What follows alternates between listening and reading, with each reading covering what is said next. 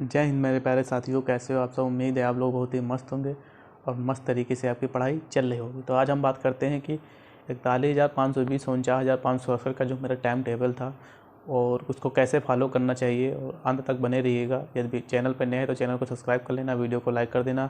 ऐसे ही अपडेट मैं लाता रहता हूँ। सबसे पहले मैं बताना चाहूँगा कि जब मैं पढ़ता था तो 41,520 की जब मैंने तैयारी शुरू की थी तो मैंने मात्र 5 से 6 महीने की तैयारी की थी। और कैसे की थी, मैंने जो है लिमिटेड सोर्स को अपनाया और उसके बाद में मैं मल्टीपल रिवीजन को पे ध्यान देता था। जैसे कि मेरा सबसे पहले नियम एक ये था कि मैं सबसे पहले सुबह उठता था तो हिंदी को पढ़ता था और कम से कम मैं 1 घंटा समय हिंदी को डेली देता था। और शुरुआत में मैंने तो समय ज़्यादा दिया, कम से कम मैं 1.5 घंटा देता था, क्योंकि जो मेरे सीनियर भाई लोग थे और जो पेपर निकाल चुके थे, जिनको अनुभव था, उन्होंने मुझसे बताया था या तुमने हिंदी मैथ रीजनिंग अच्छे से पढ़ लिया तो तुम्हारा सिलेक्शन आराम से हो जाएगा। और जैसा कि उन्होंने बताया मैंने वैसा ही फॉलो किया। और मैं भी आपसे बताता हूँ, यदि आप भी ऐसे फॉलो करेंगे तो आपका निश्चित ही सिलेक्शन होगा। यदि आप अपने सीनियर की बात को सही से मानते हैं और सही से पढ़ते हैं जैसे मैंने बता दिया, तो आपका 2023 का सपना किसी की औकात नहीं जो रोक ले। तो मैं हिंदी को कम से कम पहले शुरुआत में मैंने 1.5 घंटा को समय दिया और पहले पिछले इसके पेपर को भी देखा था और अदर जो भी यूपी एग्ज़ाम हुए थे उसको भी मैंने देखा कैसे क्वेश्चन पूछे जा रहे हैं। ऐसे में जब लूसेंट पढ़ता था तो मैं उसके साथ बाद में देखता था कैसे क्वेश्चन बन रहे हैं, क्योंकि यदि आप थ्योरी पढ़ रहे हैं उसके बाद में आप ये क्वेश्चन नहीं प्रैक्टिस कर रहे हैं तो आपको नहीं समझ में आएगा क्वेश्चन पूछने का तरीका क्या है, कौन कैसे पूछे जाते हैं, अभी तक कितने क्वेश्चन इस चैप्टर से बन चुके हैं और कौन से इंपॉर्टेंट हैं जो बार बार रिवीजन हो रहे हैं। इन सभी का जब आप ध्यान देंगे तो निश्चित ही आप सफलता की ओर आगे बढ़ रहे हैं और एक अच्छी तरीके से तैयारी कर रहे हैं।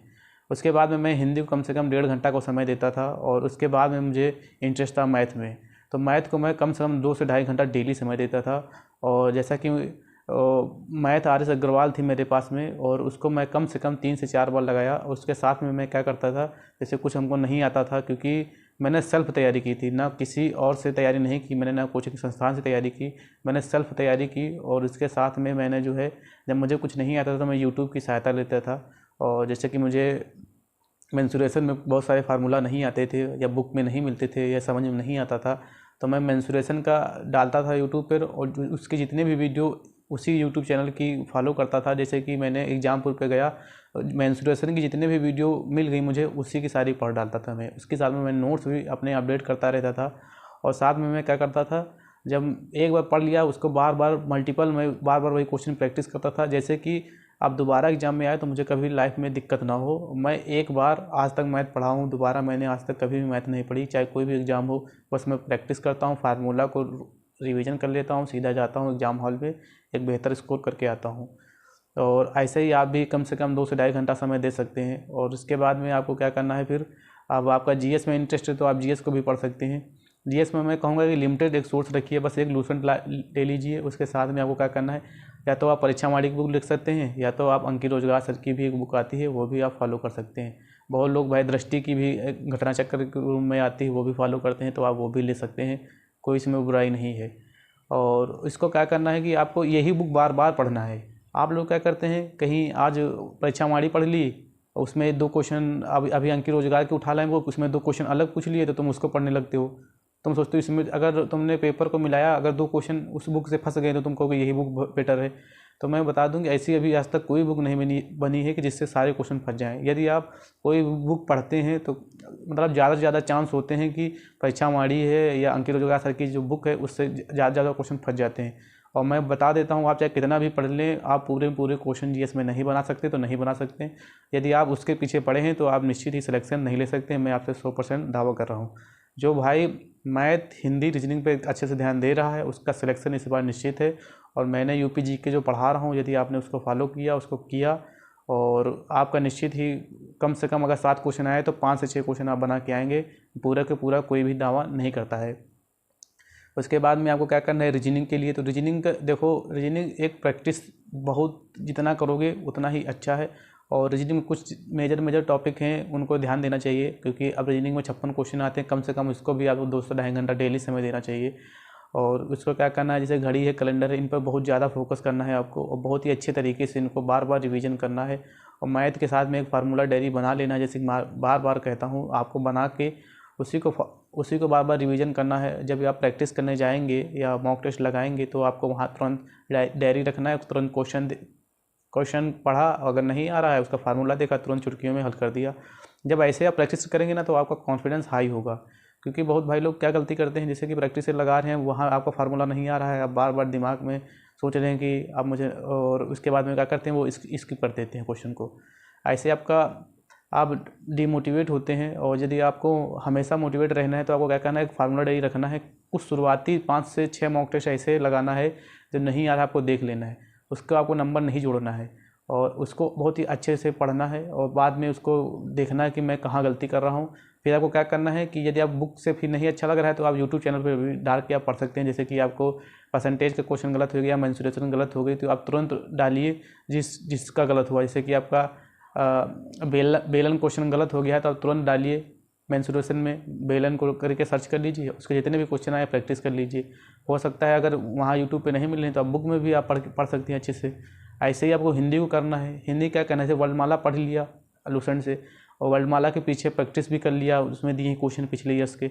उसके बाद में आपको क्या करना है, यूट्यूब चैनल पर जाना है, और यूट्यूब चैनल भी वही वर्णमाला सर्च करना है। सबसे पढ़ने का बेस्ट तरीका मैं बता रहा हूँ, आप कोई भी एग्जाम दे के आएंगे ना, बिल्कुल चीर फाड़ के आएंगे। ऐसा मैं भी आज भी करता हूँ, जैसा कि मैं भी तैयारी कर रहा हूँ, आपको बार बार बताया हूँ। ऐसा आपने किया तो आपका निश्चित ही कोई सिलेक्शन नहीं रोक सकता है। लिमिटेड सोर्स रखोगे तभी आप सिलेक्शन हो सकता है। मल्टीपल रिवीजन मांगता है। यदि आपने ऐसा कर लिया तो भविष्य में आपको कोई भी वनडे एग्जाम हो या कोई भी एग्जाम हो, कभी एग्जाम में आप धोखा नहीं खाएंगे। और मैं आपको बता देता हूँ कि मैंने 41,520 का मेरा फर्स्ट अटैम्प्ट था, पहली बार मैंने पेपर दिया था और मैंने पहली बार क्वालिफाई किया। और बस मेरा किस्मत यही ख़राब थी कि मेरी जीएस वीक थी उस समय, और मैंने नई नई तैयारी की थी। 4 से 5 महीने में मैंने 41,520 का एग्ज़ाम निकाल दिया। और इतना कम समय में मैंने बहुत ही मेहनत किया। मैंने कभी टाइम टेबल कोई भी फॉलो नहीं किया। हालांकि मैंने आपको टाइम टेबल बता दिया था, पर मेरा टाइम टेबल कोई नहीं था। मुझे जब तक अच्छा लगता था मैं जब तक पढ़ता था, सारा दिन पढ़ता था, मैं रात में भी पढ़ता था। बस सुबह उठ जाता था फिर पढ़ना पढ़ना पढ़ना, क्योंकि मेरे अंदर बस एक ही सपना था, एक ही जोश और जुनून था कि मुझे बस वर्दी लेना है और इस बार अपने माँ बाप का नाम रोशन करना है। और मेरा 41,520 में जो सपना था वो नहीं पूरा हो पाया, और मेरे 211 नंबर थे, और मेरिट फाइनल जो गई थी 211.8 गई थी। तो बहुत भाई लोग जो है डिमोटिवेट होते हैं, तो डिमोटिवेट नहीं होना है। हालांकि मैं भी बाहर हुआ था, और मैंने कभी नहीं सोचा था कि मेरा सिलेक्शन नहीं होगा। मैंने अपने घर में बोल दिया था कि मेरा इसमें सिलेक्शन नहीं हुआ है। तो 49,568 का जो मेरा पेपर दिया है उसमें मेरे 192 नंबर थे, और मैंने बोल दिया था इसमें मेरा सिलेक्शन हो जाएगा। क्योंकि मैं जिस गांव में रहता था तो उस गांव में मेरा 41,520 में अकेले हुआ था, और 49,568 में भी अकेला हुआ था। क्यों हुआ था? क्योंकि मैंने कभी दिन रात नहीं देखा, बस लगातार निरंतर लगा रहा। तो ऐसे ही आप भी निरंतर लगे रहेंगे तो आपका जो वर्दी का सपना है, दुनिया की कोई ताकत नहीं जो आपको रोक सकती है। और कभी टाइम टेबल मत फॉलो करो, अपना बस नियम बनाओ। अगर आपको टाइम नहीं है, यदि आप नहीं पढ़ पा रहे हो तो अपना टाइम टेबल निश्चित कर सकते हो कि मुझको कितना समय किसमें देना है। और मैं कहता हूँ जितना आपको जिसमें इंटरेस्ट हो उतना आप पढ़िए। जैसे कि आपको मैथ में ज़्यादा इंटरेस्ट है तो मैथ आप कस के लगाइए, खूब मेहनत करिए। यदि आपको मैथ आती है तो रीजनिंग आप आराम से कर लेंगे। और कैलेंडर घड़ी पासा जो है मैंने बताया था, उसको फार्मूला बना लीजिए, एक डायरी बना लीजिए। और शुरुआत में आप मेहनत करेंगे, उस अगर तुमने एक महीना अच्छे से पढ़ लिए ना, फिर तुम दुनिया की कोई ताकत तुमको मना भी करेगी तुम नहीं मानोगे, पर निरंतर लगे रहोगे, फिर तुम समझ जाओगे। जिस दिन अगर तुम्हें थोड़ा भी, जैसे कि एक सब्जेक्ट को पूरा कंप्लीट कर लिया ना, उस दिन तुम्हारे अंदर इतना कॉन्फिडेंस आ जाएगा ना कि तुम मानोगे नहीं, कि तुम सोच लोगे कि तुम्हारा दिल बोलने लगेगा कि हाँ इस बार मेरी वर्दी का जो सपना है पूरा हो जाएगा। क्योंकि जब मैं भी तैयारी करता था तो जब मैंने हिंदी को कंप्लीट कर लिया और हिंदी के मैंने नोट्स बनाए थे अंकित दुर्गा चैनल से, उस समय सर रिकॉर्डेड क्लास दे रहे थे तो मैंने उसका नोट्स बना लिया था और लुसेंट को बिल्कुल रट लिया था। तो इतना मेरा कॉन्फिडेंस हाई हो गया था, मैं कह रहा था कि दुनिया की कोई ताकत हो इस समय मुझे सिलेक्शन लेने से नहीं रोक सकती है। और मैंने जो है जो सपना था वो कर दिखाया। और बहुत लोग मुझ पर जो हंसते थे उनका मुंह बंद हुआ। क्यों हंसते थे? क्योंकि मैंने 41,520 में बाहर हुआ था। उसके बाद में मुझे काफ़ी लोग हंसते थे और कहते थे ये बहुत झूठ बोला है, कुछ नहीं हुआ है, ऐसे बहुत सारे बताते हैं। और फिर मैं उसमें जब फाइनल से आउट हुआ, इसमें 41,568 का भी जब रिजल्ट आया तो काफ़ी टाइम लगा, तो इसके बीच में जो गैप रहा उसमें मुझे काफ़ी सुनने को मिला। बहुत लोगों ने ये भी कहा कि जब कोई एक बार रह जाता है, फाइनल से आउट हो जाता है, तो उसका सिलेक्शन कभी नहीं हो पाता है, वो निरंतर लगा रहे चाहे कुछ भी करे। काफ़ी लोगों ने मेरा मजाक उड़ाया, पर जब मेरा 49,568 में मेरे 192 नंबर थे और मैं ओबीसी से आता था, और जनरल की 185 कट ऑफ गई थी, वहीं ओबीसी की 172 गई थी, तो मेरे 192 नंबर थे और मैंने पीएससी को चुना था। बहुत भाई लोग पूछते हैं कि आप किस में हो, तो मैं पीएससी में हूँ। और आज जो मुझ पर हंसते थे उनकी सभी की बोलती बंद है। और मुझे भी काफ़ी सुनने को मिला 2 साल कोरोना में, क्योंकि बहुत लोग कह रहे थे झूठ बोला है, कहीं नौकरी वोकरी नहीं है।